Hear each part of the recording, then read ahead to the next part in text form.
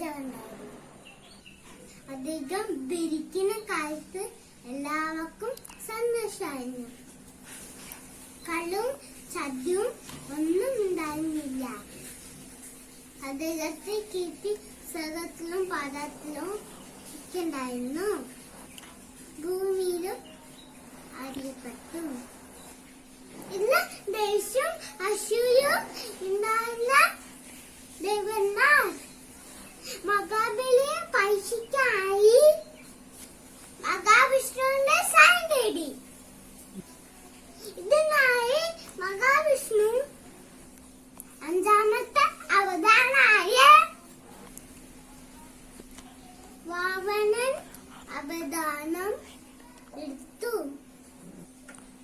തനിക്ക് ദാനം ചെയ്യാൻ 3 അടി മണ്ണ് വേണം എന്ന് മഹാബലിയോട് ചോദിച്ചു. അത് എന്ത് പറഞ്ഞാലും സാധിച്ചു നോക്കുന്ന മഹാബലിയാണ്. അതുകൊണ്ട് മഹാബലി സമ്മതിച്ചു. വാമനന്റെ കാലടിയെ കൊണ്ട് അന്ന് ഇത്തോള പറഞ്ഞു. അപ്പോൾ വലിയ രൂപമായി മാറി. അടുത്ത് അടി അന്നേക്കും ആകാശം മുഴുവനും കഴിഞ്ഞു. രണ്ടാമത്തെ അടി കഴിഞ്ഞപ്പോ ഭൂമി മുഴുവനും തീർന്നു. മൂന്നാമത്തെ അടി കൊണ്ട് മൂന്നാമത്തെ അടി വയ്ക്കാൻ സാധില്ലായിരുന്നു.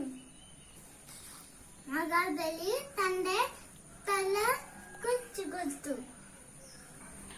പാതാളത്തിലേക്ക് മഹാബലി ചട്ടി ചാത്തി മുമ്പേ മഹാബലി മാമനോട് സമ്മതിച്ചു.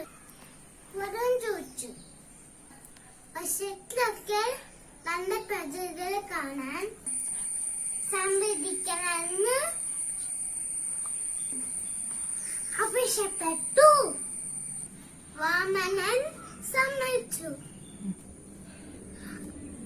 അതിനുശേഷം മഹാബലി ചവിട്ടി താത്തി. ഇതിന്റെ അമ്മയ്ക്കാണ് പൊന്നിൻ ചിങ്ങമാസത്തിലെ തിരുവോണമായി.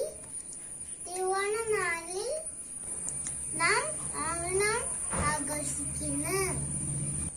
അച്ഛൻ കൂടി എന്റെ എല്ലാവർക്കും എന്റെ ഓണം ആശംസകൾ.